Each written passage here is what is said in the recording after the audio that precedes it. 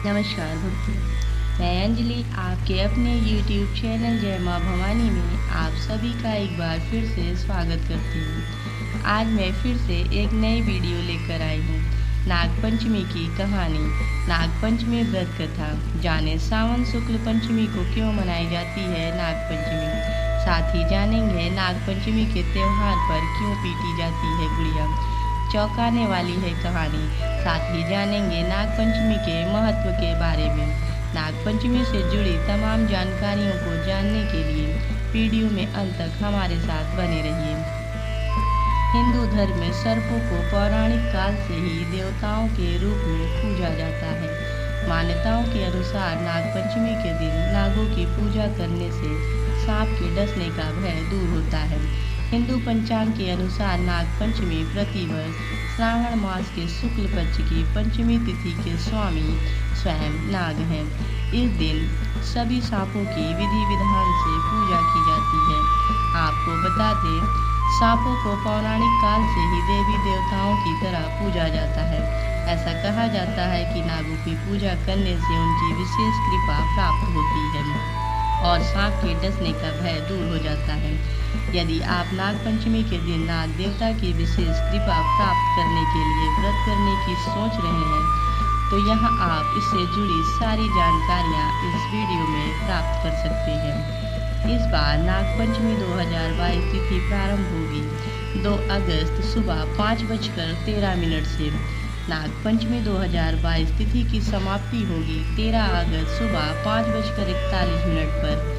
नागपंचमी 2022 का पूजा मुहूर्त होगा 2 अगस्त सुबह 5:43 से शुरू होकर सुबह 8:25 तक। पौराणिक कथा के अनुसार जन्मेजय, जो अर्जुन के पौत्र और परीक्षित के पुत्र थे, उनके पिता राजा परीक्षित की मृत्यु तक्षक नामक सर्प के काटने से हुई थी। इसलिए उन्होंने सर्पों से बदला लेने और नाग वंश के विनाश के लिए एक नाग यज्ञ किया। तब नागों की रक्षा के लिए इस यज्ञ को ऋषि जरत्कारु के पुत्र आस्तिक मुनि ने इसे रोक दिया। जिस दिन इस यज्ञ को रोका गया, उस दिन श्रावण मास की शुक्ल पक्ष की पंचमी तिथि थी। यज्ञ रुकने की वजह से तक्षक नाग और अन्य नागों का वंश विनाश से बच गया। मान्यताओं के अनुसार इसी दिन से नागपंचमी का पर्व मनाने की परंपरा प्रचलित हुई। इस प्रकार नागों के अस्तित्व की रक्षा हुई और तभी से नागपंचमी के दिन नाग देवता की पूजा का प्रचलन शुरू हुआ। आइए अब आपको बताते हैं इसे गुड़िया का त्यौहार भी क्यों कहते हैं। दरअसल इसकी कहानी भाई बहन की कहानी से जुड़ी है। कहानी के अनुसार एक व्यक्ति भगवान शिव का परम भक्त था और रोज मंदिर जाकर वो आराधना करता था।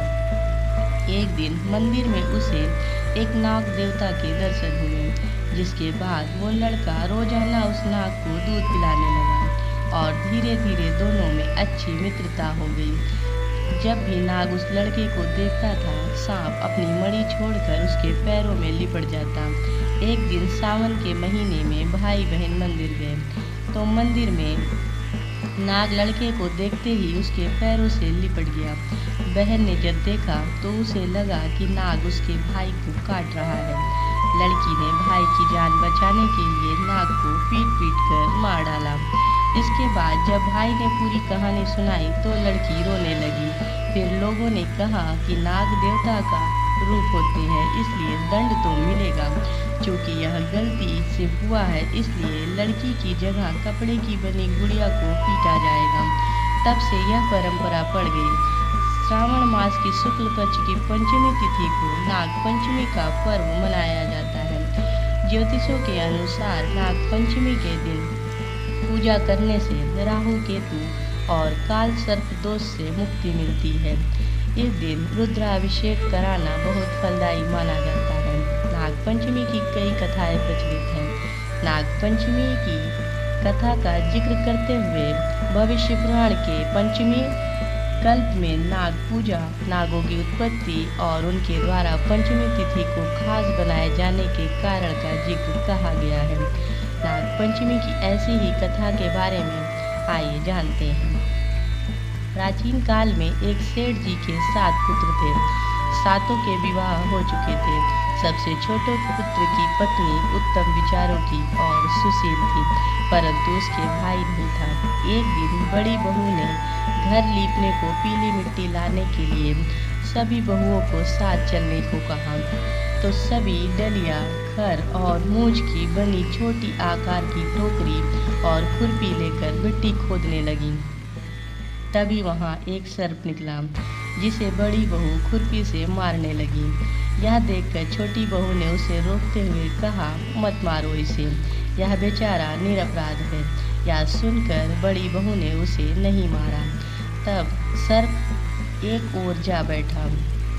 तब छोटी बहू ने उससे कहा, हम अभी लौट कर आते हैं, तुम यहाँ से जाना मत। यह कहकर वह सबके साथ मिट्टी लेकर घर चली गई और वहाँ काम काज में फंसकर सर्प से किया वादा भूल गई। जब उसे दूसरे दिन वह बात याद आई तो सबको साथ लेकर वहाँ पहुँची। सर्प को उस स्थान पर बैठा देखकर बोली, सर्प भैया नमस्कार। सर्प ने कहा, तू भैया कह चुकी है इसलिए तुझे छोड़ देता हूँ, नहीं तो झूठी बात कहने के कारण तुझे अभी डस लेता। वह बोली, भैया मुझसे भूल हो गई, उसकी क्षमा मांगती हूँ। तब सर्प ने कहा, तू आज से मेरी बहन हुई और मैं तेरा भाई हुआ, तुझे जो मांगना हो मांग ले। वह बोली, भैया मेरा कोई भाई नहीं है, अच्छा हुआ जो तू मेरा भाई बन गया। कुछ दिन व्यतीत होने पर वह सर्प मनुष्य का रूप रखकर उसके घर आया और बोला कि मेरी बहन को भेज दो। सब ने कहा कि इसके तो कोई भाई नहीं था, तो वह बोला, मैं दूर के रिश्ते में इसका भाई हूँ, बचपन में ही बाहर चला गया था। उसके विश्वास दिलाने पर घर के लोगों ने छोटी को उसके साथ भेज दिया। उसने मार्ग में बताया कि मैं वही सर्प हूँ, इसलिए तू डरना नहीं और जहाँ चलने में कठिनाई हो वहाँ मेरी पूँछ पकड़ लेना।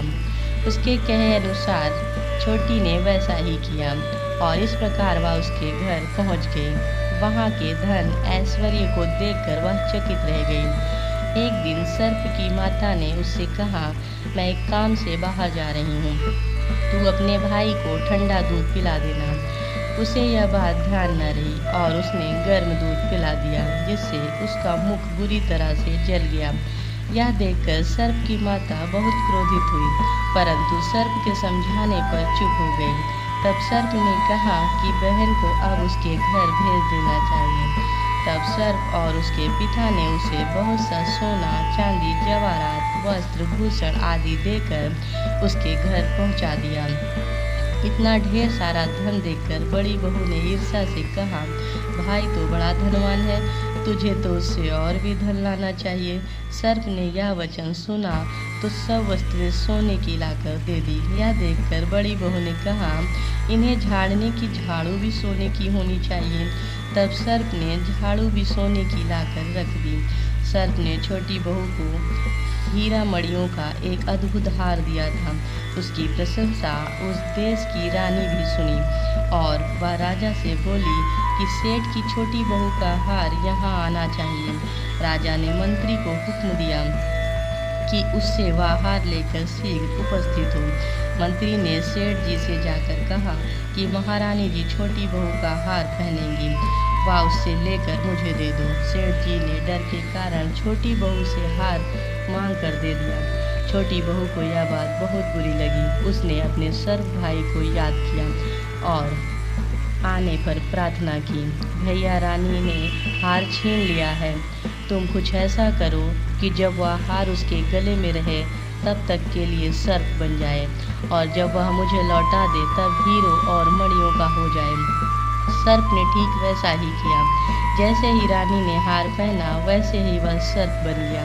यह देखकर रानी चीख पड़ी और रोने लगी। यह देखकर राजा ने सेठ के पास खबर भेजी कि छोटी बहू को तुरंत भेजो। सेठ जी डर गए कि राजा न जाने क्या करेगा। वे स्वयं छोटी बहू को साथ लेकर उपस्थित हुए। राजा ने छोटी बहू से पूछा, तूने क्या जादू किया है, मैं तुझे दंड दूंगा। छोटी बहू बोली, राजन धृष्टता क्षमा कीजिए, यह हार ही ऐसा है कि मेरे गले में हीरो और मणियों का रहता है और दूसरे के गले में सर्प बन जाता है। यह सुनकर राजा ने वह सर्प बना हार उससे देकर कहा, अभी पहन कर दिखाओ। छोटी बहू ने जैसे ही उसे पहना वैसे ही हार हीरे मणियों का हो गया। यह देखकर राजा को उसकी बात पर विश्वास हो गया और उसने प्रसन्न होकर उसे बहुत सी मुद्राएं भी पुरस्कार में दी। छोटी वह अपने सहित घर लौट आई। उसके धन को देखकर बड़ी बहू ने ईर्ष्या के कारण उसके पति को सिखाया कि छोटी बहू के पास कहीं से धन आया है। यह सुनकर उसके पति ने अपनी पत्नी को बुलाकर कहा, ठीक ठीक बता कि यह धन तुझे कौन देता है। तब वह सर्प को याद करने लगी। तब उसी समय सर्प ने प्रकट होकर कहा, यदि मेरी धर्म बहन को आचरण पर संदेह प्रकट करेगा तो मैं तुझे खा लूँगा। यह सुनकर छोटी बहू का पति बहुत प्रसन्न हुआ और उसने सर्प देवता का बड़ा सत्कार किया। उसी दिन से नागपंचमी का त्यौहार मनाया जाता है और स्त्रियां सर्प को भाई मानकर उसकी पूजा करती हैं।